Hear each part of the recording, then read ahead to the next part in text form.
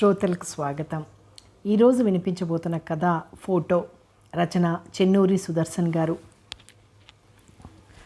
ఆ ఇంటిని చూడగానే మనం సిటీలోనే ఉన్నామా అనే అనుమానం రాకమానదు. దానిని ఇల్లు అనే కంటే అలనాటి శ్రీరామచంద్రుని పర్ణశాల అంటే బాగుంటుందేమో. దాదాపు ఇల్లు కనపడకుండా చుట్టూ పచ్చని చెట్లు, వేప చెట్టు, రావి చెట్టు పెనవేసుకున్న తీరు చూస్తుంటే చాలా ముచ్చటేస్తుంది. కొబ్బరి చెట్లు, మామిడి చెట్లు సరే సరి. ఇంటి వెనకాల నిత్యం పూజలు అందుకునే తులసి చెట్టు ఆ ఇంటి పవిత్రతకు ప్రతీకగా పలకరిస్తుంది. పలు వరుసల్లో ఉన్న గులాబీ, చామంతి మొక్కల పూలు పరిమళాలు ఆ ఇంటి సొగసుని ఇనుమడింపచేస్తున్నాయి. గేటు చప్పుడైంది. గేటు తెరుచుకుని వాకిట్లో అడుగుపెట్టిన పరంధామయ్యకు అక్కడి వాతావరణ చల్లదనానికి, అప్పటి వరకు తాను వచ్చిన ఏసీ కార్లు చల్లదనానికి వ్యత్యాసం ఇట్టే పసిగట్టి పరవశించిపోయాడు.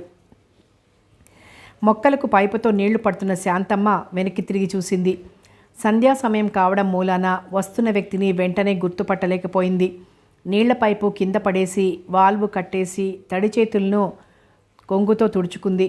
చీర కుచ్చిళ్లను సరిచేసుకుంటూ 4 అడుగులు తను ముందుకేసేసరికే నమస్కారం శాంతమ్మ అంటూ చిరునవ్వుతో 2 చేతులు జోడించాడు పరంధామయ్య.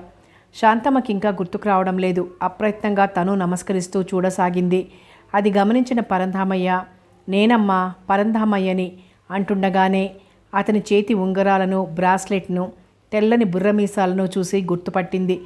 ఆ అన్నయ్య నమస్కారాలు, రండి రండి అంటూ ఎంతో ఆప్యాయంగా ఇంట్లోకి ఆహ్వానించింది శాంతమ్మ. ఇంట్లో అడుగు పెడుతున్న పరంధామయ్య పవిత్ర దేవాలయంలో అడుగు పెడుతున్నట్లు తన్మయత్వం చెందాడు. ఒక ముఖ్య విషయం చెప్దామని వచ్చాను శాంతమ్మ అంటూ చెక్క కుర్చీలో కూర్చుంటూ నింపాదిగా అన్నాడు. అతని పక్కనే ఉన్న మరో చెక్క కూర్చిని కాస్త ఎడంగా లాక్కొని శాంతమ్మ కూర్చుంది. ఏంటన్నయ్యా అంటూ. వారిద్దరి మధ్య ఉన్నది పాత నమూనా టీపాయ్, చెక్కతో చేసిందే. అధునాతన ఫర్నిచర్ ఏమీ లేదింట్లో. అందుకేనేమో వేసవి కాలం అయినప్పటికీ కూర్చున్న కుర్చీ చల్లగానే ఉంది. ఇంట్లోకి ధారాళంగా వీస్తున్న చల్లని గాలి ఇంటి వాస్తును బలపరుస్తుంది అని మనసులో అనుకుంటూ హాల్లో మరో మూలనున్న పాతకాలపు గ్రామ్ఫోన్ రికార్డర్ని ఆశ్చర్యంగా చూడసాగాడు. ఇంతలో ట్రేలో 2 గ్లాసుల నిమ్మరసం తీసుకొచ్చింది అర్చన. ఆ అమ్మాయిని చూడగానే తాను చెప్పవలసిన ముఖ్య విషయం మర్చిపోయి, ఎవరి అమ్మాయి శాంతమ్మ అంటూ ఆశ్చర్యంగా అడిగాడు పరంధామయ్య. శాంతమ్మకు ఏకైక సంతానం అబ్బాయి అని అతనికి తెలుసు. అక్షర ఇలా రామ్మా అంటూ శాంతమ్మ పిలుస్తూ అర్చన తెచ్చిచ్చిన నిమ్మరసం గ్లాసును ఒకదాన్ని పరంధామయ్యకిచ్చి మరొకటి తను తీసుకుంది. శాంతమ్మ పిలుపుతో వంటగదిలో నుండి వచ్చిన అక్షర అర్చన వెనకాల నిలబడింది. ఇది అర్చన, వెనకాలుందే అది అక్షర, నా మేనకోడళ్ళు అంటూ శాంతమ్మ పరిచయం చేసింది. అర్చన ట్రేను టీపాయ్ మీద పెట్టి గాలికి కదలాడుతున్న ముంగురులను ఎడం చేత్తో సరిచేసుకుంటూ నమస్కారం అంకుల్ అంటూ అభివాదం చేసింది. అక్షర కూడా అర్చనతో శృతి కలిపింది. పిల్లలిద్దరూ రత్నాల్లా వెలిగిపోతున్నారు. ఆ వినయం, పెదవి దాటిన నవ్వులతో కూడిన తొణికిసలాడే మోములు పరంధామయ్యను ముచ్చటగొలిపాయి. తన హృదయంలో ఏదో తెలియని ఉబలాటం మొదలైంది. ఉత్సుకతని ఆపుకోలేక ఏం చదువుకుంటున్నారమ్మా అంటూ ఆప్యాయంగా అడిగాడు. నేను బీఎస్సీ కంప్యూటర్స్, చెల్లాయి బీకామ్ కంప్యూటర్స్ అంటూ అర్చన చెప్తుంటే పరంధామయ్యకి అది కోకిల కంఠంతో సరిగమ పదనిస సనిదప మగరిస అన్నట్లు వినబడసాగింది. ఎంతో ముగ్ధుడయ్యాడు. ఏదో ఊహకందని అనుభూతి తనను మైమర్పిస్తోంది. వీళ్ళంతా నా వాళ్లే అన్నట్లుగా మనసు ఊయలూగుతోంది. శాంతమ్మ ఏదో చెప్పబోతున్నట్లు అనిపించి అర్చన, అక్షర లోపలికి వెళ్తుంటే వాళ్ల వెనకాలే వెళ్తున్న దృష్టిని మరల్చి ఈ లోకానికి వచ్చాడు పరంధామయ్య. శాంతమ్మ ఏవేవో జ్ఞాపకాలు వెన్నంటుతుంటే ఇంకా వాళ్ల వైపే దీనంగా చూస్తూ ఊపికొస్తున్న దుఃఖాన్ని ఆపుకోలేక భోరుమంది. అత్తయ్య అంటూ అర్చన, అక్షర వెనుదిరిగి పరిగెత్తుకుంటూ వస్తుంటే పరంధామయ్య కళ్ళల్లో హంస, నెమళ్ల నడకలు గోచరించాయి. కొంగుతో కళ్ళొత్తుకుంటూ కాస్త నెమ్మదించి మీరు వెళ్ళండమ్మా, మీ పని చూసుకోండి, ట్యూషన్ పిల్లలు వచ్చే టైం అయింది అంటూ వాళ్లను పంపించే ప్రయత్నం చేసింది శాంతమ్మ. ఏంటత్తయ్యా, మన ఇంటికి కొత్తగా వచ్చిన అంకుల్కు మన విషయాలన్నీ చెప్తూ మనశ్శాంతి లేకుండా చేస్తావా అంటూ గదమ పట్టుకొని బేలగా అడగసాగింది అర్చన. వెనకాలే కాస్త వంగి నిల్చున్న అర్చన కనుకొనుకల్లో ముత్యాల్లాంటి అశ్రుబిందువులు ఒకదాని వెనక మరొకటి జలజల రాలసాగాయి. కడుపులోని దుఃఖాన్ని ఆత్మీయులతో పంచుకుంటే కొంచెం హృదయం తేలిక పడుతుంది.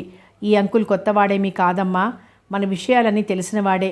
అయినా ఏమి ఇబ్బంది పెట్టనులే, మీరు వెళ్ళండమ్మా అంటూ సముదాయించి పంపించేసింది. ఆ సన్నివేశం పరందామయ్య హృదయాన్ని కదిలించి వేసింది. అనుకోకుండా కళ్ళు చెమ్మగిల్లాయి.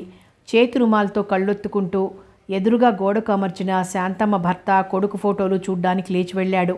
ఇంతలో శాంతమ్మ బీరువాల నుండి తమ ఫ్యామిలీ ఫోటోలున్న ఆల్బం తీసుకొచ్చింది పరంధామయ్యకు చూపిద్దామని.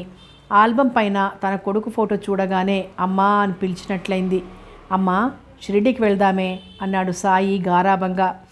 అమ్మ నాన్న షష్ఠిపూర్తి షిరిడీలోనే జరుపుదాం, నాన్నకు షిరిడీ సాయి బాబా అంటే ప్రాణం కదా. శాంతమ్మ నో అనకుండా లంకెపెట్టాడు. సాయి ఎంతో కాలంగా ఎదురుచూడగా కలిగిన ఏకైక సంతానం. శాంతమ్మ భర్త శేషసాయి షిరిడీ సాయి బాబా పరమభక్తుడు. ప్రభుత్వ పాఠశాలలో తెలుగు ఉపాధ్యాయునిగా చేసి 2 ఏళ్ల క్రితమే రిటైర్ అయ్యాడు. ఉపాధ్యాయ వృత్తి అయిన ప్రవృత్తి మాత్రం పిల్లల జాతకాలు నిస్వార్థంగా వ్రాయడం, సాయంత్రం చిన్నపిల్లలకి ఉచితంగా తెలుగు పాఠాలు చెప్పడం. జాతకరీత్యా తన కొడుకు పేరు సాయి సంజీవ్ అని నామకరణం చేశాడు. ప్రస్తుతం సాయి ఇంజనీరింగ్ ఫైనల్ ఇయర్. చాలా ఇంటెలిజెంట్, ఏ దురలవాట్లు లేవు, దయార్థ హృదయుడు, పైగా చాలా సున్నిత మనస్తత్వం కూడాను. వచ్చే సంవత్సరం సాయిని పెళ్లి కొప్పించాలనే ప్రయత్నంలో ఉన్నాడు శేషసాయి. సాయికి నాన్నంటే ప్రాణమే కానీ అమ్మ దగ్గర ఉన్నంత చనువు కానీ చొరవ కానీ లేదు. అందుకే ఏ ప్రపోజల్ అయినా అమ్మ దగ్గర నుండే వెళ్లాల్సిందే. సరేలేరా వెళ్దాం, నాన్నగారిని కూడా ఒప్పిస్తాను, నీ కోరిక ఎందుకు కాదనాలి అంటూ ఎంతో ప్రేమతో సాయి తల నిమిరింది. సాయి మోములో వెలుగు చూసి పిచ్చి పిల్లాడు అనుకుంది మనసులో ముద్దుగా. అనుకున్నట్లుగానే శేషసాయి కుటుంబం తన ఒక్కగానొక బావమర్ది కుటుంబాన్ని తీసుకొని ఒక ప్రైవేట్ బస్సులో షిరిడీకి బయలుదేరింది. పంచాంగం ప్రకారం లెక్కలేసుకొని అర్ధరాత్రి దాటింది. బస్సులు అంతా నిద్రమత్తులో జోగుతున్నారు. బస్సు వేగం కాంతి వేగంతో పోటీ పడుతోంది. మరో 2 గంటల్లో షిరిడీ చేరుకునే సమయంలో బస్సు ఫ్లైఓవర్ బ్రిడ్జిపై నుండి రాకెట్లా దూసుకెళ్లి లోయలో పడిపోయింది. కళ్ళు పొడుచుకున్న కానరాని కటిక చీకటి, హాహాకారాలు, ఆర్తనాదాలు మిన్నంటాయి. ప్రదేశమంతా రక్తసిక్తమైంది. తెగిపోయిన కాళ్ళు, చేతులు, పగిలిపోయిన తలలు, ఎవరెవరివో అంతా భయానకం, బీభత్సం. శాంతమ్మ కళ్ళు తెరిచేసరికి సాయి, అర్చన మరియు అక్షర కన్నీళ్ల పర్యంతమైన మొహాలతో పైన పడి భోరుమన్నారు. షష్ఠి పూర్తి చేసుకోవాల్సిన శేషసాయి అర్ధాంతరంగా అంతర్ధానమయ్యాడు. మరీ పట్టుబట్టి తీసుకొచ్చిన అర్చన, అక్షర తల్లిదండ్రులు పరలోకానికి తరలిపోయారు. తన 2 చేతులతో ముగ్గురిని తన హృదయానికి హత్తుకుంది శాంతమ్మ. శేషసాయి కర్మకాండ కార్యక్రమాలన్నీ పూర్తయ్యాయి. రోజులు గడుస్తున్నాయి. సాయి కోలుకోవడం లేదు. మదినిండా తండ్రి ఆలోచనలే. సాయి మనసును మరల్చే నేపంతో శాంతమ్మ, సాయి పరీక్షలు దగ్గర పడుతున్నాయి, చదువుకో నాన్న అంటూ బతిమాల సాగేది. తలంతా భారంగా ఉంటుందమ్మా, చదువు మీద మనసు లగ్నం కావడం లేదు అంటూ సాయి కన్నీరు పెట్టుకునేవాడు. శాంతమ్మ మనసు ఆవిరయ్యేది. ఓ రోజు ఉదయం సాయి చదువుకుంటూ కుర్చీలో నుండి దబాల్నా కింద పడిపోయాడు. శాంతమ్మ గాబరా పడింది. అప్పుడు తను ఒకతే ఉంది ఇంట్లో. అర్చన, అక్షర వాళ్ళ అమ్మమ్మ సీరియస్గా ఉందంటే చూడ్డానికి వెళ్ళారు. ఎటూ తోచక ఏడుస్తూ సాయి ముఖం మీద చల్లని నీళ్లు చల్లింది. అయినా సాయిలో చలనం లేకపోయేసరికి వెంటనే పక్క ఇంటి వారి సహాయంతో దగ్గరలో ఉన్న కిమ్స్ హాస్పిటల్కి తీసుకెళ్ళింది. డాక్టర్లు పరీక్షించి వెంటనే తల స్కానింగ్ చేయాలన్నారు. ముందు కొంత డబ్బు డిపాజిట్ చేయమన్నారు. శాంతమ్మ గబగబా ఇంటికి వెళ్ళింది. ఇంట్లో నగదు డబ్బు లేదు, కానీ కొన్ని బంగారు ఆభరణాలు మాత్రమే ఉన్నాయి. కాబోయే కోడలికని చేయించారు. కన్న కొడుకు ఆపదలో ఉన్నప్పుడు నగలేం చేసుకుంటాం, పైగా ఎంత డబ్బు అవసరమవుతుందో ఏమో అని మనసు ఆరాట పడుతుంటే నగలన్నీ ఎవరికీ అనుమానం రాకుండా ఒక పాత సంచిలో వేసుకుని అమ్ముదామని బయలుదేరింది. పట్టపగలు, వేసవి కాలమాయే. వీధి అంతా నిర్మానుష్యంగా ఉంది. వడివడిగా అడుగులేసుకుంటూ సాగుతోంది శాంతమ్మ. మరో 4 అడుగులు వేస్తే మెయిన్ రోడ్ ఎక్కి ఆటోలో వెళ్ళిపోయేదే. కానీ దైవోపహతులు పోవు గడకున్ పోవుంగదా ఆపదుల్ అన్నట్లు శాంతమ్మను దురదృష్టం వెంటాడుతూనే ఉంది. వెనకాలే 2 వీలర్పై వచ్చిన 2 ఆగంతకులు ఆమె చేతిలోని సంచిని లాక్కున్నారు. ఆమె కొడుకు ప్రాణాలు సంచిలోనే ఉన్నాయన్నట్లు ఆవేశంతో అరుచుకుంటూ ఎదురు తిరిగింది. పెనుగులాటలో వారి పశుబలం ముందు ఆమె ఓడిపోయింది. అడ్డొచ్చిన కొమ్మల అడ్డు తొలగించుకుని నగల సంచితో పారిపోయారు. ఆమె రోదన ముష్కరులకేం వేదన. కన్నీళ్లు జలపాతాలయ్యాయి. శాంతమ్మకు ఆ రోజు డబ్బు డిపాజిట్ చేయడం వీలు కాలేదు. హాస్పిటల్కి వెళ్ళి వాకప్ చేస్తే సాయికి కాస్త స్పృహ వచ్చిందని, ఐసీయూలో ఉన్నాడని వెళ్ళనివ్వలేదు. తల స్కానింగ్ చెయ్యందే ఎలాంటి ట్రీట్మెంట్ చేయడం వీలు కాదని, వీలైనంత తొందరగా డబ్బు డిపాజిట్ చేయమన్నారు. ఆ రాత్రంతా డబ్బు కోసం ప్రయత్నించింది. చివరికి శేషసాయి ఆప్తమిత్రుడు సహాయం చేశాడు. ఆ మర్నాడే డబ్బు పట్టుకొని హాస్పిటల్లో అడుగుపెట్టింది శాంతమ్మ. డ్యూటీ డాక్టర్ శాంతమ్మకు ఎదురుగా వచ్చి సూపరింటెండెంట్ గారు రమ్మంటున్నారంటూ తీసుకెళ్లాడు. అక్కడ మరో 2 డాక్టర్లున్నారు. శాంతమ్మ ఒంట్లో వణుకు పుట్టింది. వాళ్ళు నెమ్మదిగా అవయవదానం గురించి చెప్పసాగారు. ముందు ఏం జరిగిందో చెప్పండి అంటూ శాంతమ్మ బిగ్గరగా రోధించేసరికి సూపరింటెండెంట్ గారు, సాయికి ఆ మధ్య జరిగిన ప్రమాదంలో తలలోపల బలమైన గాయమైంది. మీరు నిర్లక్ష్యం చేశారు. తల స్కానింగ్ చేద్దామంటే మీరు సకాలంలో డబ్బులు డిపాజిట్ చేయలేదు. అయినా మా ప్రయత్నం మేము చేశాం. కొన్ని పరీక్షలు నిర్వహించాం. కానీ ఘోరం జరిగిపోయింది. సాయి సంజీవ్ బ్రెయిన్ డెడ్ అంటూ నింపాదిగా చెప్పాడు. శాంతమ్మ కుప్పలా కూలిపోయింది. డాక్టర్ల శుశ్రూతతో కొద్దిసేపటికి స్పృహలోకి వచ్చింది. చూడు శాంతమ్మ, ఇలాంటి సమయాల్లోనే గుండె దిటవు చేసుకోవాలి. నీ బిడ్డను బతికించలేకపోయాం కానీ నీ బిడ్డకు మరో 2ని బతికించే శక్తి ఉంది. అతని పేరే సంజీవ్. సాయి అవయవదానం చెయ్యండి. మరో 2కి ప్రాణభిక్ష పెట్టండి. వారిలో నీ బిడ్డను చూసుకునే అవకాశం ఉంది అంటూ డైరెక్టర్ గారు ఎంతగానో బతిమాలసాగాడు. ఒక్కసారి ఆ పేషెంట్స్ని చూడండి, వారి మీద మీకు దయ కలగక మానదు అంటూ శాంతమ్మను ఐసీయూకి తీసుకెళ్లాడు. శాంతమ్మ ఆ పేషెంట్స్ని చూడగానే తన గుండెలో ఎవరో చెయ్యి పెట్టి కెలికినట్లయింది. వాళ్ళు తన కొడుకు వయస్కులే. ఇంత చిన్న వయసులో చావు బతుకుల మధ్య కొట్టుమిట్టాడుతుంటే శాంతమ్మ హృదయం తల్లడిల్లసాగింది. అవయవ లోపంతో కొడుకు అంత్యక్రియలు చేయడం శుభమా?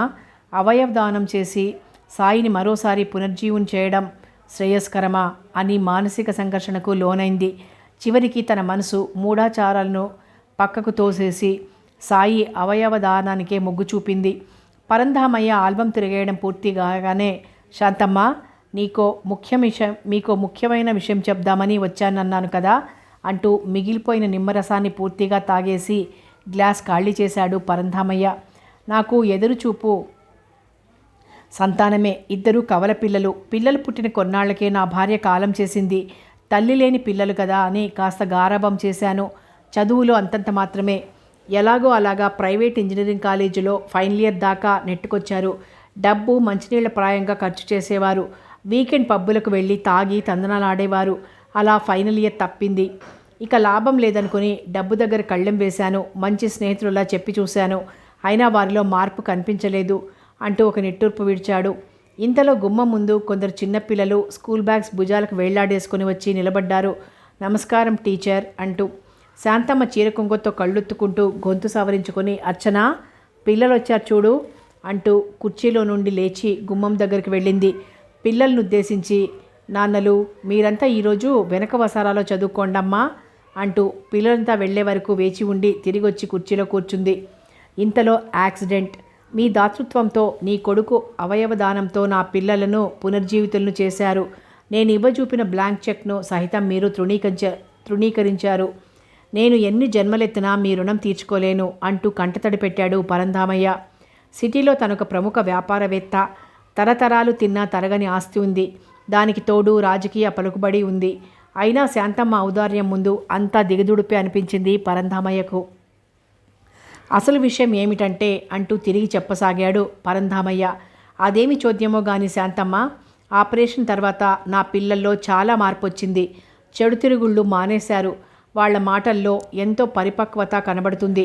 ఈ మధ్య ఫైనల్ ఇయర్ పరీక్షలకు ప్రిపేర్ అయి ఉన్నారు. అలా వాళ్ళు చదవడం నేనెన్నడూ చూడలేదు. ఆ ఆనందం పట్టలేకే మీకు ఈ విషయం చెప్దామని వచ్చాను. నా పిల్లలకు బతుకునివ్వడమే కాదు, మంచి జీవితాన్నిచ్చారు. సాయి సంజీవ్ లక్షణాలన్నీ నా పిల్లలకు ప్రసాదించారు. శాంతమ్మ, అడగమ్మా, మీరేమడిగినా ఇస్తాను. దయచేసి ఏం కావాలో చెప్పమ్మా. మీకేమైనా సహాయం చేయందే నాకు మనశ్శాంతి ఉండదు అంటూ ప్రాధేయపడసాగాడు పరంధామయ్య. అన్నయ్య, మాకు ఆ భగవంతుడిచ్చిన ఆత్మవిశ్వాసం ఉంది. ఆయనకు మనకేం కావాలో తెలుసు. అదే ప్రసాదిస్తూ ఉంటాడు. అంతకంటే మాకింకేం కావాలి? మీరేమీ అనుకోవద్దు అంటూ అతి సౌమ్యంగా సమాధానమిచ్చింది శాంతమ్మ. పరంధామయ్య మస్తిష్కంలో ఏదో మెరుపులాంటి ఆలోచన వచ్చింది. ముఖంలో ముడతలు విచ్చుకున్నాయి. శాంతమ్మ, మీరెలాగూ ఏమీ అడగరు. అభిమానవంతులు. మీలాంటి వారు ఈ లోకంలో అరుదు. కానీ నా మనసులోని ఆవేదన మీకెలా చెప్పాలో అర్థం కావడం లేదు. పోనీ నేనే మరొక్క వరం కోరుకుంటాను, ప్రసాదించండి. అంటూ శాంతమ్మ పాదాలని అంటబోయాడు. వద్దన్నయ్యా, అదేంటి అంటూ కంగారు పడింది శాంతమ్మ. శాంతమ్మ, నీ కోడళ్ళిద్దరినీ నా ఇంటి కోడళ్ళుగా చేసుకునే భాగ్యాన్ని కలిగించమ్మా. మీరు మాట ఇవ్వందే నేను మీ ఇంటి ముందు నుంచి కదలను అంటూ శాంతమ్మ ముందు చిన్న పిల్లవాడైపోయాడు. శాంతమ్మ ససేమిరా అంది.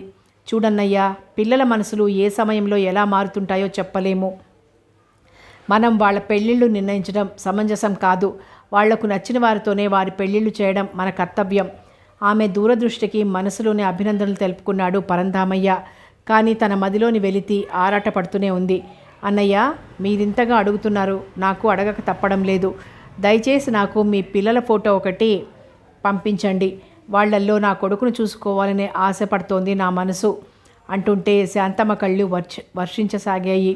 అదేం భాగ్యమమ్మా, తప్పకుండా ఫోటోలు తీసుకొచ్చి ఇస్తాను. పరీక్షల తర్వాత నా పిల్లల్ని కూడా తీసుకొస్తాను.